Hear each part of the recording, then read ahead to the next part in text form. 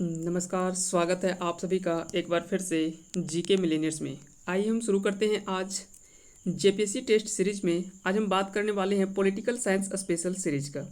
आज हम बात करेंगे पॉलिटिकल साइंस स्पेशल सीरीज का, और ये सीरीज नंबर 5 है। इससे पहले हम सेपरेटली अलग अलग वीडियो हम कई सारे अपलोड कर चुके हैं, चाहे वो हिस्ट्री की बात करें, ज्योग्राफी की बात करें, या तो फिर साइंस का बात करें, साइंस एंड टेक्नोलॉजी का। ये सभी वीडियो जो है वो हमारे चैनल के डिस्क्रिप्शन में आप जाएंगे तो वहाँ पे आपको सारा वीडियो मिल जाएगा। तो चलिए शुरू करते हैं आज के इस क्विक रिवीजन सेशन में। और ज़्यादा हम आज डिटेल में नहीं जाना चाहेंगे, हम कोशिश करेंगे कि कम से कम समय में इन सभी सवालों को हम सॉल्व कर सकें। तो चलिए एक एक करके सभी प्रश्नों को देखते चलते हैं। आज का पहला सवाल है कि भारत के राष्ट्रपति ने जिस एकमात्र मामले में अपनी वीटो शक्ति का प्रयोग किया था वह कौन सा मामला था? तो इसका सही आंसर है पेप्सू विनियोग विधेयक। पेप्सू विनियोग विधेयक इसका सही आंसर हो जाएगा, यानी option B is the right answer. याद रखेंगे, भारत के राष्ट्रपति ने एकमात्र ऐसे मामले में वीटो की शक्ति का प्रयोग किया था, वह था पेप्सू विनियोग विधेयक। आगे चलते हैं। आज का अगला सवाल है भारतीय प्रशासनिक सेवा और भारतीय पुलिस सेवा यानी आईएएस और आईपीएस, इन सभी सेवाओं को समाप्त करने की सिफारिश जो वो किसने की थी? ढेबर आयोग, कालेकर आयोग, खेर आयोग या राजमन्नार आयोग? तो इसका सही आंसर है राजमन्नार आयोग के द्वारा भारतीय प्रशासनिक सेवा और भारतीय पुलिस सेवा को समाप्त करने की सिफारिश की थी। तो इसका सही आंसर होगा ऑप्शन डी, राजमन्नार आयोग। आगे चलते हैं। अगला सवाल है स्वर्ण सिंह समिति ने जिस प्रश्न पर विचार किया था। तो याद रखेंगे, इसका सवाल फिर से आप ध्यान रखेंगे, स्वर्ण सिंह समिति ने जिस प्रश्न पर विचार किया हुआ था वो कौन सा मामला था, आपको बताना है। ऑप्शन आप देख सकते हैं, जम्मू कश्मीर के प्रतिरूप पर पंजाब को अधिक स्वायत्तता, भारत के लिए राष्ट्रपति मुल्क शासन की उपायुक्तता, या मूल अधिकारों की तुलना में निदेशक तत्वों को अग्रता, या प्रशासनिक सुधार? तो इसका सही आंसर है ऑप्शन बी, यानी भारत के लिए राष्ट्रपति मुल्क शासन की उपयुक्तता इसका सही आंसर हो जाएगा। इसका सही आंसर है ऑप्शन बी। आगे चलते हैं क्वेश्चन नंबर 4। क्वेश्चन नंबर 4 है कि दल परिवर्तन विरोधी विधि को किस राज्य में 1979 में ही अधिनियम बना दिया गया था? दल परिवर्तन विरोधी विधि को किस राज्य में 1979 में ही अधिनियम बना दिया गया था? ऑप्शन है केरल, जम्मू कश्मीर, पश्चिम बंगाल या तमिलनाडु? तो इसका सही आंसर है ऑप्शन सी, यानी पश्चिम बंगाल में। पश्चिम बंगाल में दल परिवर्तन विरोधी विधि को 1979 में ही इस अधिनियम को बना दिया गया था। इसका सही आंसर है पश्चिम बंगाल। अगला सवाल है निम्नलिखित में से किस कर का आरोपण केंद्र करती है किंतु संग्रह और विनियोजन राज्य करते हैं? क्वेश्चन बहुत ही अच्छा है, आप ध्यान से पढ़ेंगे इस सवाल को।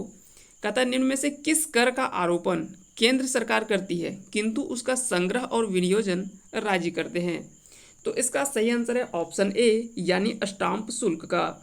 स्टाम्प शुल्क जो आरोपण करती है वो केंद्र सरकार के द्वारा होता है, किंतु इसका संग्रह और विनियोजन राज्य के द्वारा होता है। तो इसका सही आंसर है ऑप्शन ए, यानी स्टाम्प शुल्क। अगला सवाल है दिनेश गोस्वामी समिति का संबंध किससे था? दिनेश गोस्वामी समिति, हम जानते हैं कि कई आधारों पर अलग अलग समिति का गठन किया गया है, चाहे वो सामाजिक बैंकिंग क्षेत्र में सुधार की बात करें, कृषि क्षेत्र में सुधारों की बात करें, निर्वाचन क्षेत्र में सुधार की बात करें, या कई अलग अलग क्षेत्रों में सुधार के लिए या तो कुछ महत्वपूर्ण विधि को जो है वो कई अलग अलग समितियों का गठन किया गया था कई आधारों पर। तो इसका सही आंसर है ऑप्शन बी, यानी निर्वाचन सुधारों से। निर्वाचन क्षेत्र में सुधार लाने के लिए इस कमेटी का गठन किया गया था, दिनेश गोस्वामी समिति का। इसके अलावा और भी कई सारी कमेटियां हैं, उन सभी कमेटियों के बारे में आप एक बार हाईलाइट सिर्फ कर लेंगे, उससे क्या है कि कभी कभी सवाल यहाँ से 1-2 सवाल देखने को मिलते हैं एग्जाम्स में। अगला सवाल है निम्न में से किन राज्यों में लोकायुक्त अधिनियम के दायरे में मुख्यमंत्री को भी लाया गया है? तो क्वेश्चन एक बार फिर से समझे कि निम्न में से किन राज्यों में लोकायुक्त अधिनियम के दायरे में मुख्यमंत्री को भी लाया गया है? तो इसका सही आंसर है ऑप्शन बी, यानी गुजरात एवं महाराष्ट्र। गुजरात एवं महाराष्ट्र इसका सही आंसर हो जाएगा। अगला सवाल है राज्य सरकारों को कृषि आयकर कौन समानुदेशित करता है? राज्य सरकारों को कृषि आयकर कौन समानुदेशित करता है? तो इसका ऑप्शन है वित्त आयोग, राष्ट्रीय विकास परिषद, अंतर्राष्ट्रीय परिषद या भारत का संविधान। तो इस तरह से इसका सही आंसर जो होगा वो होगा ऑप्शन डी यानी भारत का संविधान। बता दें कि राज्य सरकारों को कृषि आयकर जो समानुदेशित करता है, ये संविधान में भी इसका उल्लेख जो वो मिलता है। तो भारत का संविधान इसका सही आंसर हो जाएगा।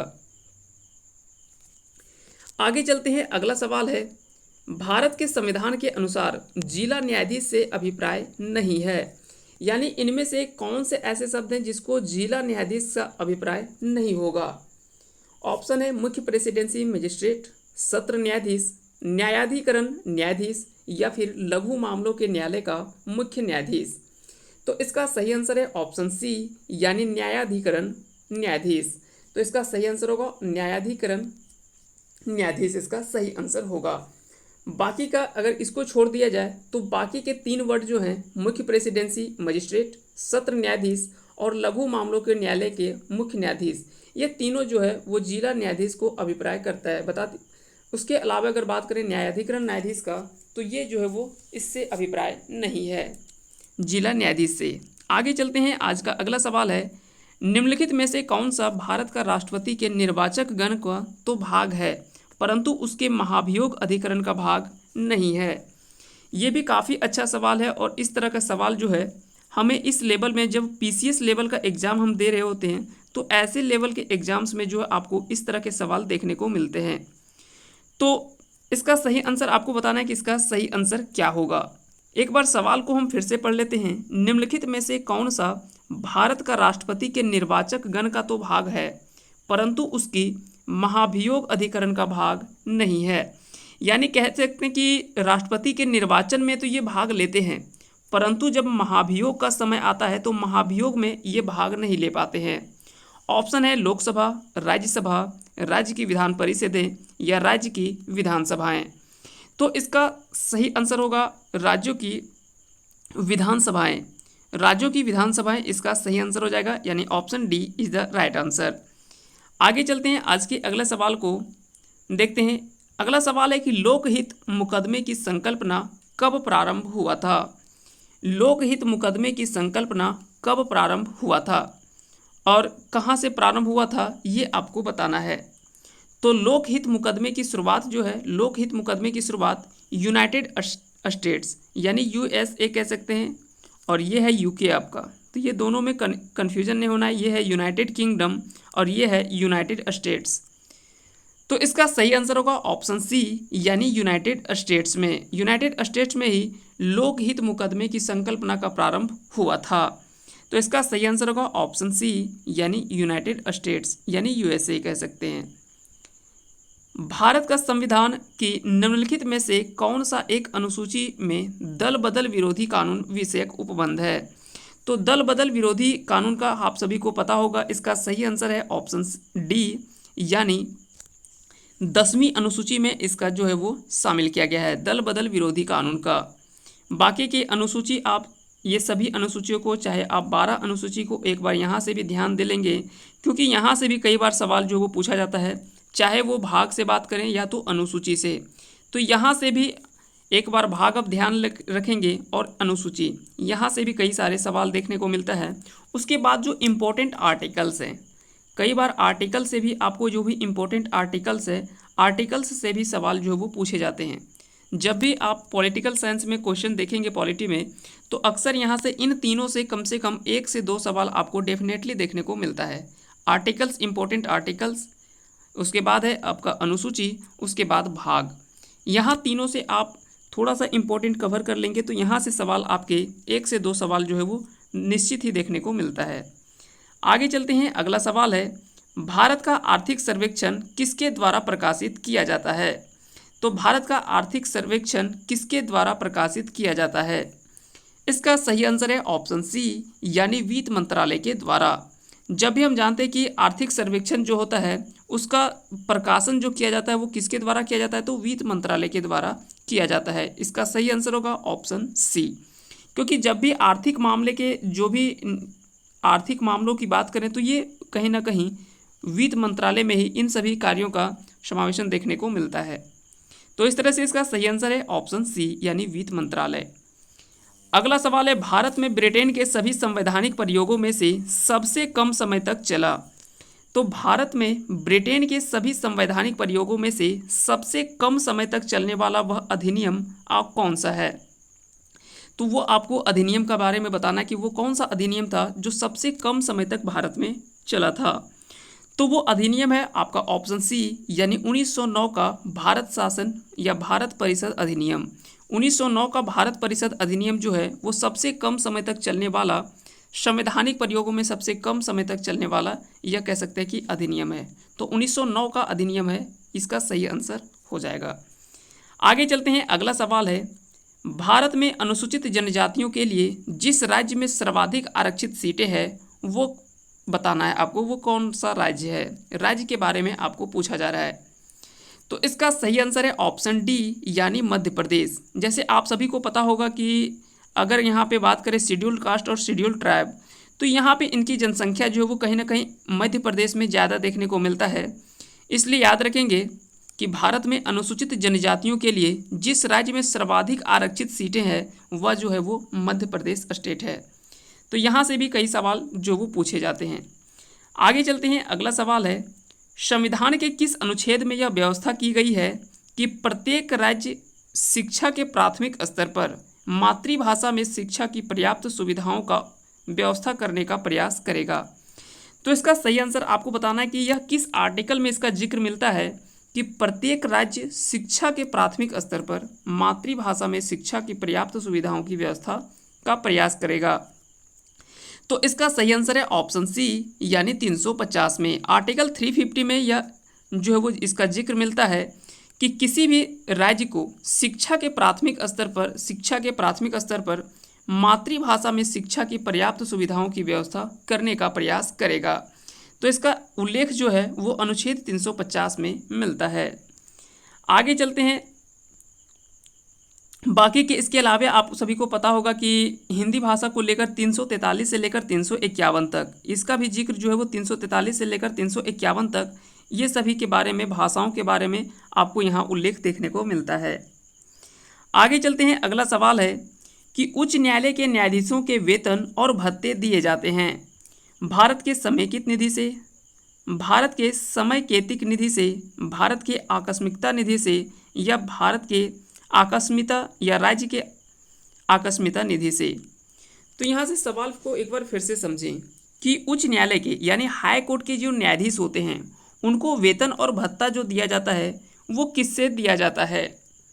तो याद रखेंगे, राज्य की समेकित निधि से या भारत की समेकित निधि से, ये दोनों में आपको ध्यान रखना है। तो ऑप्शन आप ध्यान से पढ़ेंगे तो याद रखेंगे राज्य की समेकित निधि से जो है वो वेतन और भत्ते दिए जाते हैं, क्योंकि जब भी हम हाई कोर्ट की बात करते हैं तो वो राज्य स्तर पर हम बात करते हैं, और जब भी हम कह सकते हैं कि अगर उच्चतम न्यायालय यानी सुप्रीम कोर्ट की बात करते हैं, जब भी हम सुप्रीम कोर्ट की बात करते हैं तो वहाँ पे क्या है कि वहाँ पे जो होता है वो केंद्र स्तर पर होता है। तो केंद्र स्तर पर जो संचित निधि होता है जिसको समेकित निधि कह सकते हैं, तो भारत की समेकित निधि से सुप्रीम कोर्ट के न्यायाधीशों को दिया जाता है, जबकि उच्च न्यायालय के न्यायाधीशों को राज्य के समेकित निधि से दिया जाता है। आगे चलते हैं, आज का अगला सवाल है कि निम्नलिखित में से किस एक अधिकार को डॉक्टर भीमराव अंबेडकर द्वारा संविधान की आत्मा कहा गया है? आइए फिर से एक बार ऑप्शन देख लेते हैं। धर्म की स्वतंत्रता का अधिकार, संपत्ति का अधिकार, समानता का अधिकार, या फिर से एक बार देख लेते हैं संवैधानिक उपचारों का अधिकार। संवैधानिक उपचारों का अधिकार, यहाँ पे गलत थोड़ा सा मिसटाइप है, याद रखेंगे संवैधानिक उपचारों का अधिकार। संवैधानिक उपचारों का अधिकार जो है इसका टाइप होना चाहिए, थोड़ा सा टाइपिंग एरर है। तो आप ध्यान रखेंगे कि किस एक अधिकार को भीमराव अंबेडकर के द्वारा संविधान की आत्मा के संज्ञा दी है। तो याद रखेंगे संवैधानिक उपचारों का अधिकार यानी आर्टिकल 32। आर्टिकल 32 की अगर बात करें तो इसे संविधान की आत्मा या संवैधानिक उपचारों का अधिकार की संज्ञा, जो संविधान की आत्मा की संज्ञा जो है वो दी गई है। तो याद रखेंगे इसका सही आंसर हो जाएगा ऑप्शन डी। आगे चलते हैं, भारत की पंचवर्षीय योजना अंतिम योजना किस रूप में अनुमोदित की जाती है? तो भारत की पंचवर्षीय योजना जो है वो अंतिम रूप से योजना जो है वो किस रूप में अनुमोदित की जाती है? केंद्रीय मंत्रिमंडल के द्वारा, प्रधानमंत्री की सलाह पर, राष्ट्रपति के द्वारा, योजना आयोग के द्वारा या राष्ट्रीय विकास परिषद के द्वारा? ये भी काफ़ी अच्छा सवाल है और यहाँ से भी कई बार सवाल जो वो पूछे जाते हैं। तो याद रखेंगे राष्ट्रीय विकास परिषद के द्वारा अंतिम रूप से इसका अनुमोदन होता है। याद रखेंगे भारत में पंचवर्षीय योजना की अगर बात करें तो टोटल 12 पंचवर्षीय योजना में आप सभी को 12 पंचवर्षीय योजना यानी 12 पंचवर्षीय योजना का आपको काल याद रखना है। आपको उसमें से भी कुछ कुछ ऐसे महत्वपूर्ण है जैसे इन सभी चीज़ों को आपको याद रखना ही है। अगर बात करें भारत की पंचवर्षीय योजना का शुरुआत जो होता है वो 1951 से शुरू होता है। 1951 से लेकर 56 तक पहली पंचवर्षीय योजना शुरुआत होती है। और इस योजना की अगर बात करें कि यह योजना जो तैयार किया गया था वो किस मॉडल पर, तो हेराल्ड डोमर मॉडल पर यह योजना जो है वो तैयार किया गया था। हेराल्ड डोमर मॉडल पर यह जो योजना जो है वो तैयार किया गया था, भारत की पहली पंचवर्षीय योजना। दूसरी पंचवर्षीय योजना जो है वो 56 से लेकर 61 तक ये पीसी महालनोबिस की अध्यक्षता में, या तो कह सकते हैं कि पीसी महालनोबिस के मॉडल पर इस योजना को तैयार किया गया था, द्वितीय पंचवर्षीय योजना को। इसी तरह से चलता है फिर 61 से लेकर 66 तक, लेकिन ध्यान रखेंगे 66 के बाद 66 से लेकर 69 तक, ये 3 वर्ष तक कह सकते हैं कि ये 3 वर्ष तक एक वर्षीय कह सकते हैं कि 1 ईयर प्लान चलता है यहाँ पे 66 से लेकर 69 तक। फिर 69 से 74, 74 से 78, फिर 78 से 80, 78 से 80 जो है वो 2 वर्ष के लिए आपका, ये 2 वर्ष के लिए फिर यहाँ पे ईयरली प्लान देखने को मिलता है, और जिसे रोलिंग प्लान भी हम कहते हैं। उसके बाद फिर 80 से 85, 85 से 90, फिर 90 से 92, फिर 90 से 92 यहाँ पे 2 वर्ष के लिए गैप मिलता है। और इस तरह से फिर 92 से 97, 97 से 2002, 2002 से 5, 5 से 7, 7 से 12 और 12 से 17, इस तरह से जो है वो टोटल 12 कह सकते हैं कि 12 पंचवर्षीय योजना देखने को मिलता है। तो याद रखेंगे पंचवर्षीय योजना को जो अंतिम रूप से अनुमोदित की जाती है वो राष्ट्रीय विकास परिषद के द्वारा की जाती है। इसका सही आंसर है ऑप्शन डी। अगला सवाल है, निम्न संवैधानिक संशोधन में से कौन से राज्य से निर्वाचित होने वाले लोकसभा के सदस्यों की संख्या में वृद्धि करने से संबंधित है? आपको बताना है कि वह कौन सा संवैधानिक संशोधन है जिसमें राज्यों से निर्वाचित होने वाले लोकसभा के सदस्यों की संख्या में वृद्धि करने से संबंधित है। तो इसका सही आंसर है ऑप्शन सी, यानी 7वां और 31वां संवैधानिक संशोधन जो है वह लोकसभा के सदस्यों की संख्या में वृद्धि करने से संबंधित है। आगे चलते हैं, इसका अगला सवाल है, अंडमान और निकोबार द्वीप पर निम्नलिखित उच्च न्यायालयों के में से किस एक का क्षेत्राधिकार है? तो अंडमान निकोबार हम जानते हैं कि इसमें जो हाईकोर्ट जो है वो किस हाईकोर्ट के अंतर्गत आता है? आंध्र प्रदेश, कोलकाता, मद्रास या उड़ीसा? तो इसका सही आंसर है ऑप्शन बी, यानी कोलकाता हाईकोर्ट के अंतर्गत जो है वो अंडमान निकोबार द्वीप जो है वो आता है। अंडमान निकोबार याद रखेंगे इसकी राजधानी जो है वो है पोर्ट ब्लेयर। इसकी राजधानी आपको याद रखना है पोर्ट ब्लेयर आपको याद रखने हैं। इसके अलावा यहाँ से भी और भी कई सारे महत्वपूर्ण आपको बैरन और नारकोंडम ज्वालामुखी द्वीप आप सभी को पता होगा, एक है सुषुप्त ज्वालामुखी और एक है सक्रिय ज्वालामुखी। यहाँ से भी कई बार सवाल पूछा गया कि बैरन और नारकोंडम, यहाँ से भी कई बार सवाल जो है वो पूछा गया है।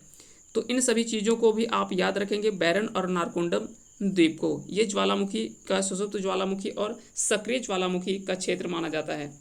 याद रखेंगे अंडमान निकोबार की राजधानी कहाँ पे है? तो पोर्ट ब्लेयर है।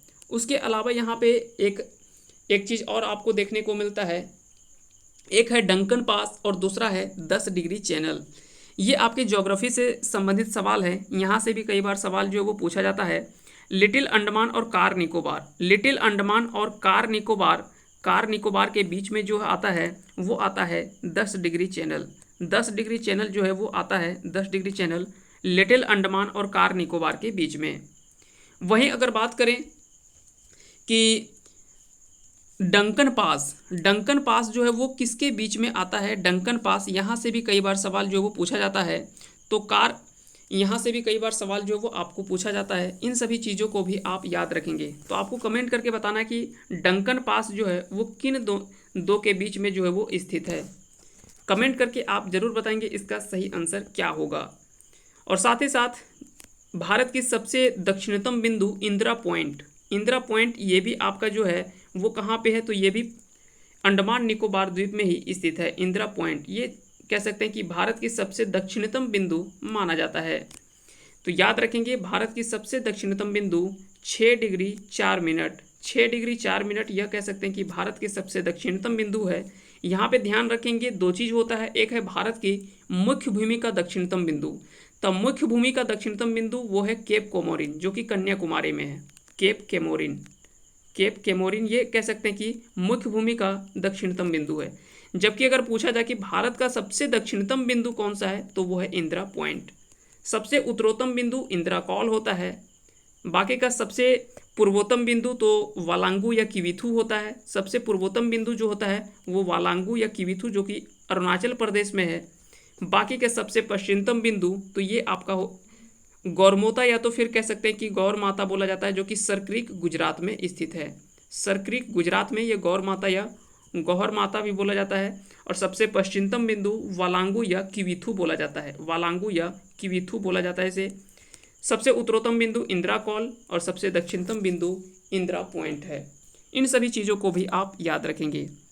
आगे चलते हैं, अगला सवाल है भारतीय नवाचार या प्रोटोकॉल के अनुसार अग्रता क्रम में निम्न में से सबसे पहले कौन आता है। अगर बात करें प्रोटोकॉल के आधार पर तो अग्रता क्रम में सबसे पहले यानी निम्न में से सबसे पहले कौन आएगा, तो यहाँ से भी कई बार सवाल जो है वो पूछा जाता है। इस तरह के सवाल जो है या तो यूपीएससी पूछती है, या तो फिर जो स्टेट लेवल का जो भी पीएससी होता है, यहाँ से भी कई बार सवाल जो वो पूछा जाता है। तो स्टेट पीसीएस में भी ऐसा सवाल देखने को मिलता है वरीयता क्रम को लेकर, कई बार इस तरह के सवाल जो वो पूछे जाते हैं।